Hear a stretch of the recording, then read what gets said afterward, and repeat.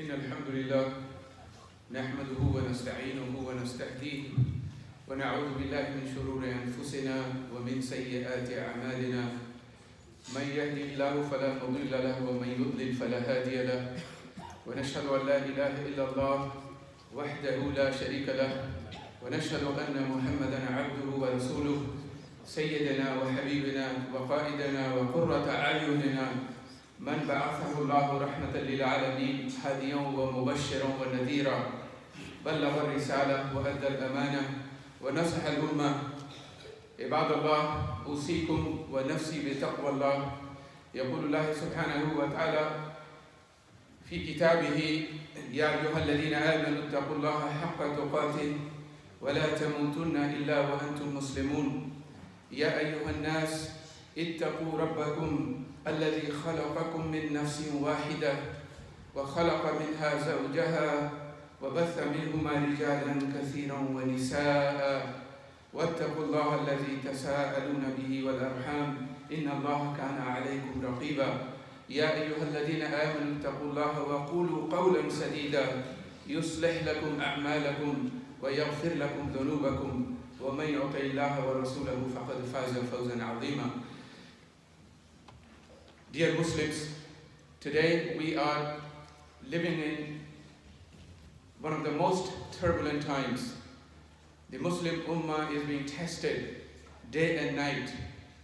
Every day brings gloomy and sad news from around the world. And here in this country of ours, we are witnessing an unprecedented rise in Islamophobia. Islamophobia has become a $60 million a year industry where people are being paid big bucks to vilify and demonize Islam and Muslims.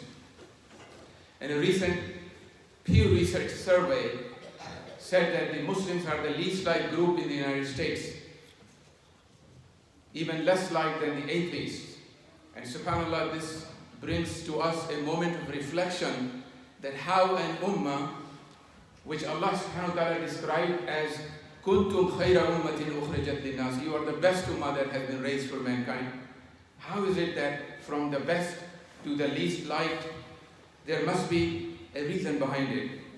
And the same ayah that talks about us being the best ummah, after the mantle of chosen people was moved from the Bani Israel to the ummah of the Prophet sallallahu alaihi wasallam, in the same ayah, you can find the answer. When Allah subhanahu wa ta'ala says, Kuntum khayra ummatin ukhrijat linnas, then Allah says, Ta'muruna bil ma'roof, wa tanhawna anil munkar, wa tu'minuna billah. You are the best ummah only if you enjoin all that is good and forbid all that is evil, and you believe in Allah subhanahu wa ta'ala. So the remedy is found right there. And also, you may have experienced doubts within your heart with all of this news that is hitting us every day. And we see that we are maligned among the nations of the world, that you feel that sometimes your iman is at the lowest level, and you think that you have a sense of despondency and despair that perhaps the Muslim Ummah will never rebound from this situation and take its rightful place in the committee of nations. And you feel that there is no roadmap, there is no guidance, there is no light at the end of the tunnel. And I tell you that by Allah, wallahi, there has always been that light, that guidance, that roadmap, that compass to guide us out of our miserable situations. And that has been the Seerah and the Sunnah of the Prophet sallallahu alaihi wasallam. While we bemoan the fact that we are living in a time of rising Islamophobia, imagine that the Prophet ﷺ lived in a time of far greater Islamophobia, when there had been assassination attempts against his life, both in Mecca and in Medina. Yet the way he dealt with the Islamophobes of his time, Allah called it uswatun hasana, the most excellent example of conduct. And so this khutbah the topic is the timeless relevance of the Prophet ﷺ Seerah.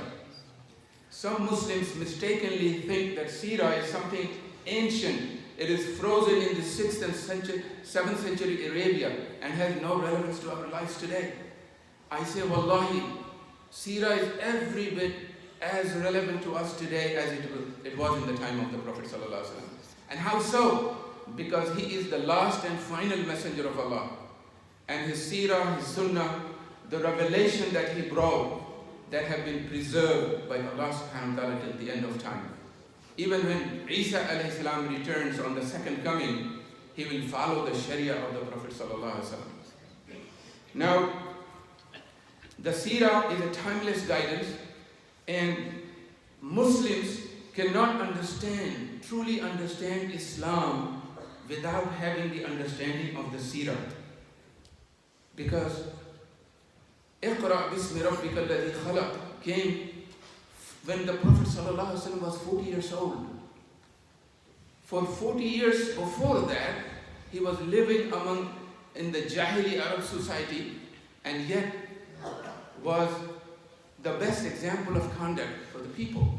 And they called him Al-Amin, right?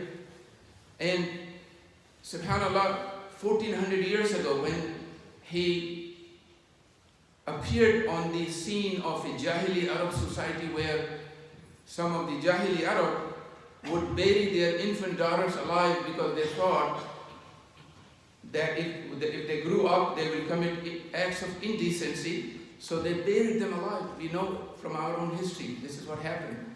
And then the Prophet ﷺ appears with his glorious message of the Tawheed of Allah and human rights and women's rights at a time where there were no women's rights.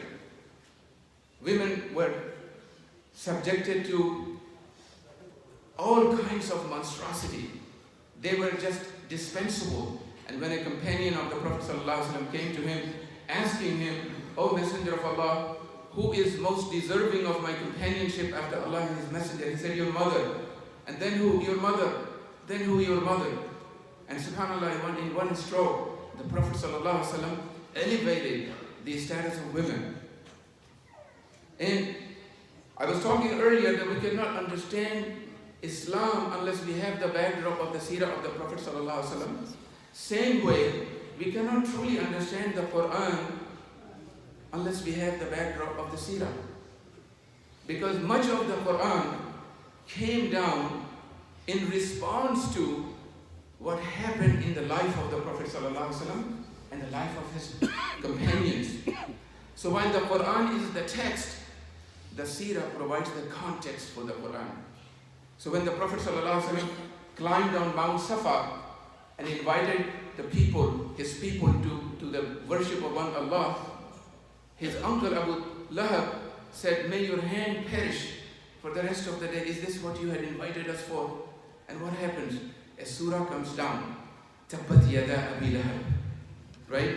Allah's ghira could not accept that his Nabi, his Rasul, is ridiculed in this fashion. And Allah sends down a surah that made both hands of Abu Lahab perish, and his wife too. And Allah sealed the fate of his uncle Abu Lahab. So, in response to what some Muslims are facing today, this doubt about or not understanding that the Seerah is still relevant, I'm going to talk about some of the things that will make it utterly clear to us that Seerah is intertwined with our lives. And learning about the Seerah is incumbent upon us. The Quran has about 50 verses in which Allah subhanahu wa ta'ala is exhorting and urging the believers to aid the Prophet ﷺ, to believe in him, to help him, to honor him, to keep their voices below his voice, and to love him. Love him not just like we love each other. Our love for him must transcend over all the other love that we have. And Allah subhanahu wa ta'ala says, "Al-Nabiyyu awla bil-mu'minina min anfusihim."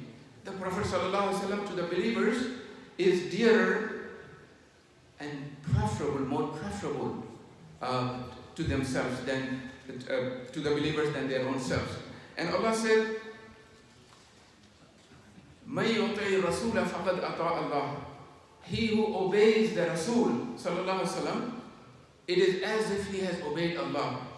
And think for a moment that Allah is equating the obedience of the Prophet ﷺ with his own obedience. So if we obey the Prophet ﷺ, we have obeyed Allah. And then Allah subhanahu wa ta'ala said, إِذَا ذُكِرْتُ ذُكِرْتَ مَعِي. When I am mentioned, you will be mentioned with me. And how is that? So we just heard the adhan, the beautiful adhan. And the words of adhan, some of the words of the adhan are, Ashhadu an la ilaha illallah. And what comes after that? Ashhadu anna Muhammadan Rasulullah. There is no adhan, there is no iqamah that is complete without glorifying the Prophet ﷺ after we glorify, or praising or invoking Allah's blessings on the Prophet ﷺ after glorifying Allah subhanahu wa ta'ala. Right? And the Prophet ﷺ said, Ana sayyidu waladi Adam yawm al-qiyamah wala fakhr. On the day of judgment, I will be the chief of the children of Adam. And I'm not saying this to boast about by myself. This is the maqam of the Prophet ﷺ. So when all of humanity is gathered, all of humanity is gathered on the day of judgment, and people are terrified that Allah will hold court and Allah will judge people. And they are asking Adam alayhi salam, Nuh alayhi salam, Musa alayhi salam, Isa alayhi salam to please intercede with Allah on our behalf, and all of them will excuse themselves. And then lastly, Isa alayhi salam will say, go to Muhammad sallallahu alaihi wasallam. And what happens? The Prophet sallallahu alaihi wasallam said, Ana laha, I will do it. And he said that Allah had given an accepted prayer to all the prophets, but they were hasty and they used and utilized that coupon or that prayer, for lack of a better word. The Prophet ﷺ had saved it. And he said, I have saved it for my ummah on the day of judgment, and I will use that prayer to make intercession, shifa for them. Subhanallah. Brothers, could you please move up and fill up any empty spaces that there might be? There are others yet to come. So the Prophet ﷺ is the only one of all of humanity and all the Rusul and all the Anbiya who is making intercession for humanity, not just for his ummah. And as a result of his prayer, a multitude of people will be saved from the hellfire. And brothers and sisters, you know the Prophet ﷺ has two main names, Muhammad and Ahmad. He has many other names, but Muhammad and Ahmad, and they come from the root word in the Arabic language that means the praised one. And this is the day of judgment, when all of humanity will know the true meaning of the word Muhammad, the praised one, because Allah will praise him in front of all of humanity. Right? And the Prophet ﷺ's life is intertwined with our life in more ways than I have so far described. So imagine, when a Muslim child is born, the adhan is called in the right ear of the Muslim child. And the words of the adhan again are, Ashhadu an la ilaha illallah, Ashhadu anna Muhammadan Rasulullah. As if we are driving down in the subconsciousness of the Muslim child that there is someone whose name is Muhammad, and he is Rasulullah. And then we realize when we grow up a little that no prayer is complete without Salatul Ibrahimiyya, Allahumma salli ala Muhammad wa ala ali Muhammad. Right? And when we die and people are carrying our casket and our coffin to the graveyard, what are they saying? They are saying, Bismillah wa ala millati Rasulillah. In the name of Allah and upon the religion of Rasulullah. Or Bismillah wa ala sunnati Rasulillah. And even that is not the end of our connection with the Prophet ﷺ, right? When people have buried us and left us in the grave, and Munkar and Nakir, those angels come to question us. They ask 3 questions. And how amazing it is that one of those 3 questions is about the Prophet ﷺ, right? We have left this world, and yet we are being asked in the grave, who is this person who was sent to you? Man nabiyuka? Who was your prophet? As if giving the right answer about the Prophet ﷺ is the final validation of our faith in the message that he brought. Right? So you have three questions: who is your Lord? Allah. And what is your deen? Islam. And who is this man? And this is Rasulullah sallallahu alaihi wasallam, the truly global messenger of Allah. There is no other prophet or Rasul of Allah that was truly global in the nature of his message. وَمَا أَرْسَلْنَاكَ إِلَّا رَحْمَةً لِلْعَالَمِينَ. So brothers and sisters, how do we don't have that much time in this brief khutbah to dwell on all the things, but I will basically bulletize these points. How do we convey the Prophet ﷺ's message to humanity without first knowing that message ourselves? The Prophet ﷺ said, بَلِّغُوا أَنِّي وَلَوْ آيَةً. Convey from me even if it's a single ayah. So what are some of the things that we can do to convey his message? So among the things that we should do, that we convey to the Jews and the Christians, the Ahl al-Kitab, who, along with the Muslims, make up more than half of the world population today, right? And there are many similarities between Islam and these other two Abrahamic faiths. Unfortunately, many of us, many a time, dwell on the negatives instead of emphasizing what is positive among us, the examples of cooperation among us, without diluting our faith, but at the same time creating a positive environment in which a positive dialogue can occur, in which they can hear our point of view about the Prophet ﷺ. And what is that? One of the things is that the Prophet ﷺ is not the founder of Islam, as many Muslims mistakenly might think. He did not come with a new religion called Islam, right? The religion of Islam came with the first messenger of Allah, Adam alayhi salam. And from Adam until the Prophet sallallahu alaihi wasallam, this message of Tawheed, of La ilaha illallah, never changed. What changed was the Sharia. Bani Israel had a different Sharia, Muhammad sallallahu alaihi wasallam Ummah had a different Sharia, right? But the oneness of the message remained the same. And the Prophet sallallahu alaihi wasallam said, "Ana da'watu Abi Ibrahim wa bushra akhi Isa." I am the prayer of my father Ibrahim and the glad tidings of my brother Isa. What is the prayer of Ibrahim alayhi salam? So when he's building the Kaaba with his son Ismail, he's saying, "Rabbana wab'ath fihim rasulan minhum yatlu alayhim ayatihi wa yuzakkihim wa yu'allimuhum al-kitab wal hikmah." So Ibrahim alayhi salam is praying that, "Oh Allah, send a Rasul from his children, Ismail's children." And many generations later, from the progeny of Ismail alayhi salam, appears the greatest messenger of Allah and the noblest of Allah's creation. Right? So the Prophet said, "Ana da'watu Abi Ibrahim wa bushra akhi Isa." I see that even some of the sisters are standing in the back. If the sisters could make room for your sisters, inshallah they can come inside.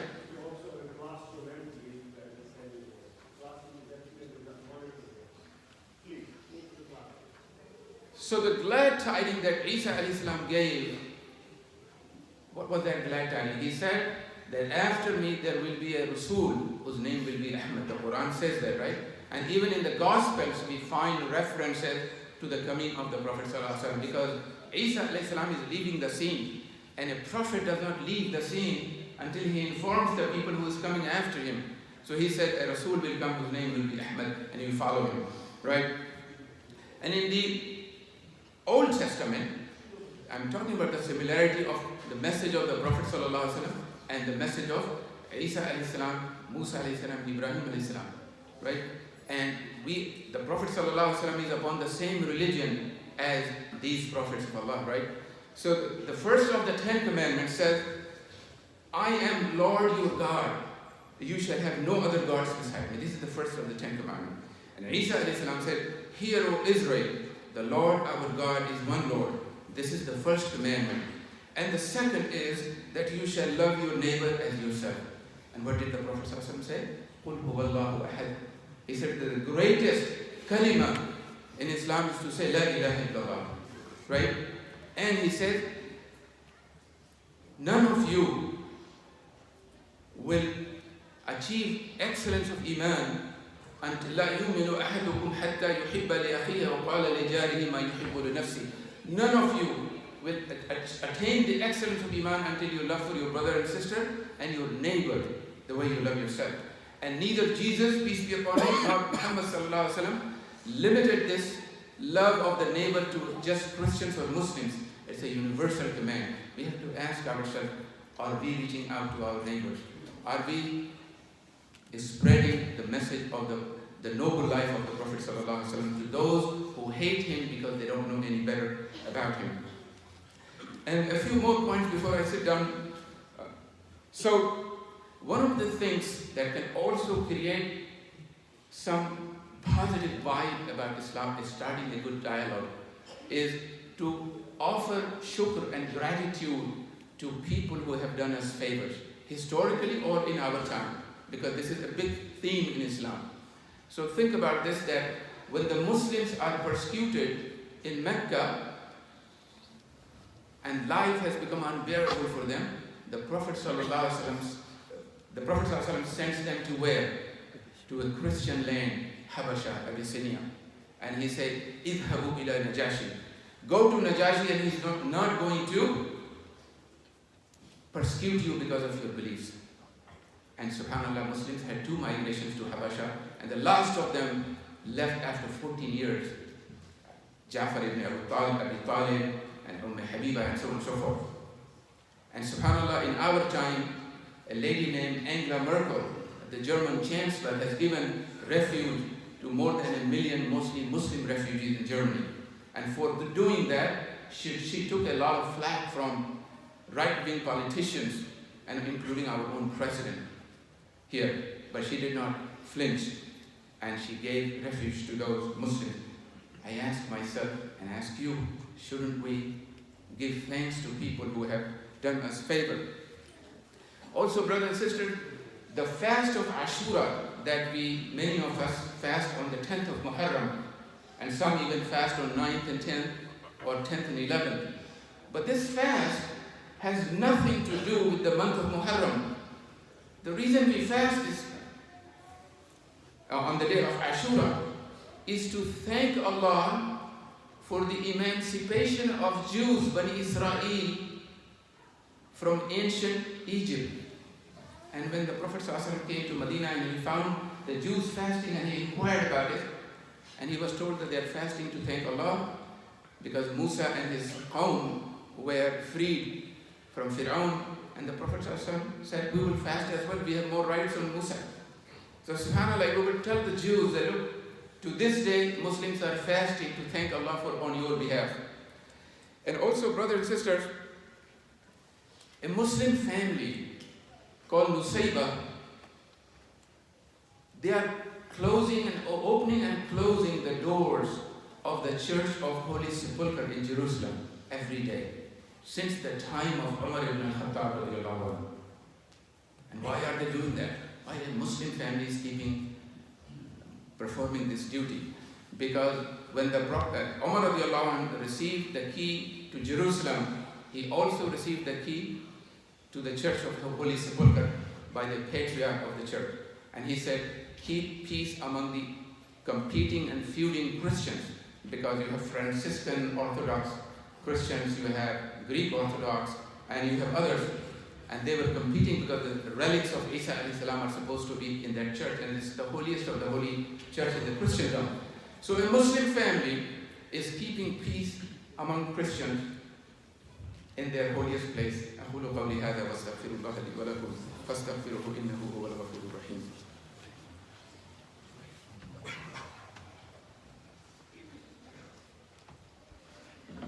الحمد لله رب العالمين والصلاة والسلام على أشرف الأنبياء والمرسلين وخاتم النبيين.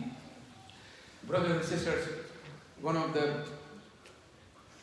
the models of the Seerah of the Prophet ﷺ is that we should stand for justice wherever we are, and not stand for justice for Muslims only, but for all of humanity. The Prophet ﷺ, when he was only 20 years of age and a full 20 years away from prophethood, he joined a pact called Hilful Fudul in Mecca, and he was always proud of that commitment. And this pact was to stand for the rights of the oppressed people in Mecca, where only the powerful and the rich had the rights. The Prophet ﷺ also built coalitions. I know after 9/11, many of us are engaged in this effort, right?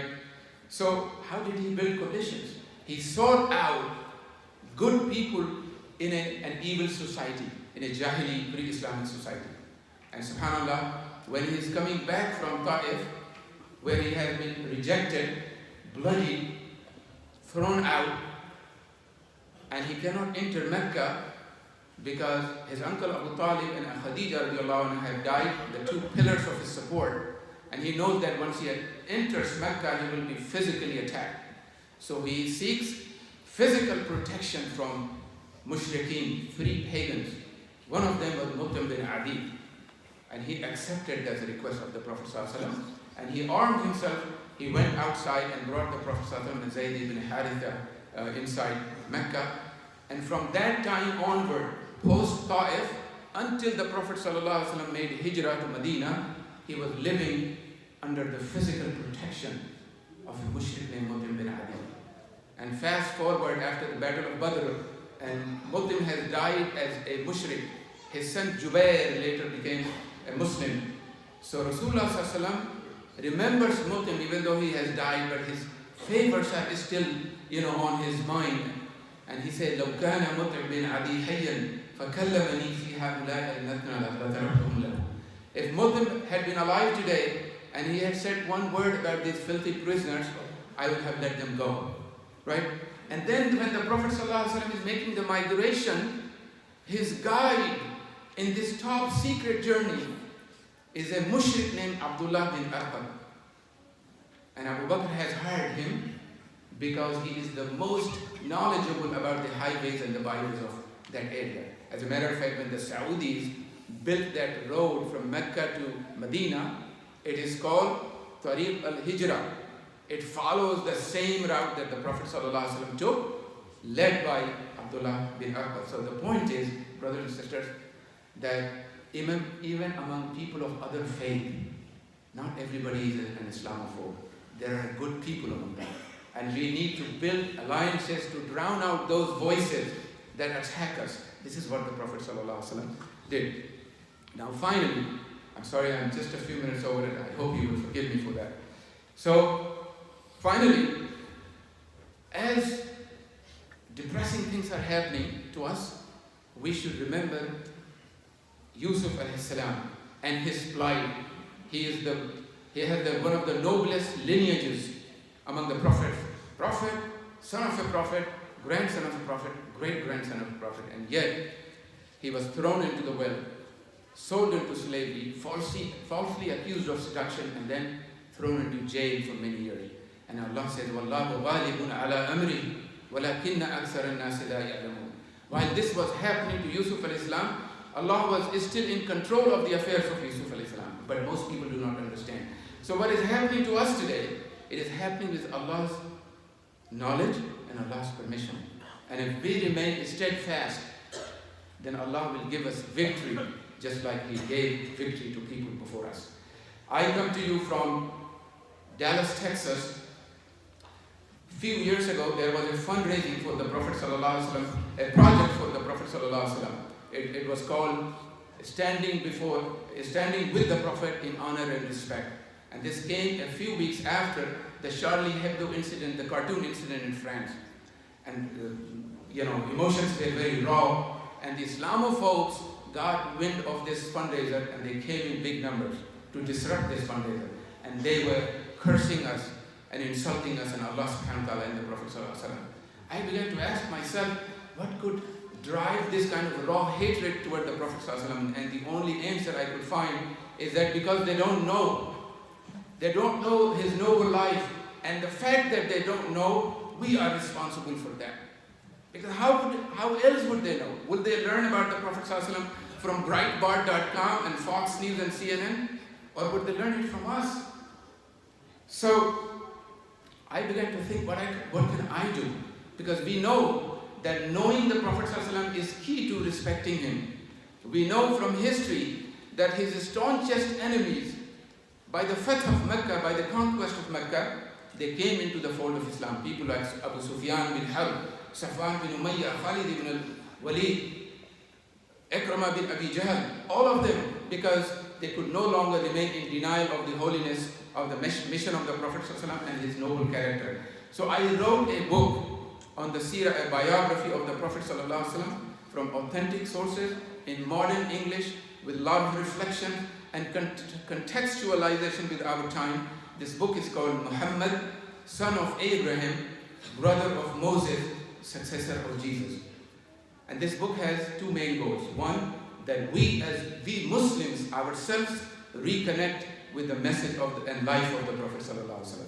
And then second, we convey his message to those who hate him because they don't know any better. This book is available outside. Inshallah, on the way out, stop by at the table, take a copy for yourself, and take a few copies for your non-Muslim neighbors and co-workers, because that's where the hatred is coming from. ربنا آتنا في الدنيا حسنة وفي الآخرة حسنة وقنا عذاب النار. ربنا لا تؤاخذنا إن نسينا أو أخطأنا. ربنا ولا تحمل علينا إصرا كما حملته على الذين من قبلنا. ربنا ولا تحملنا ما لا طاقة لنا به واعف عنا واغفر لنا وارحمنا أنت مولانا فانصرنا على القوم الكافرين. وصلى الله على سيدنا محمد وعلى آله وصحبه أجمعين وآخر دعوانا أن الحمد لله رب العالمين وأقيم الصلاة.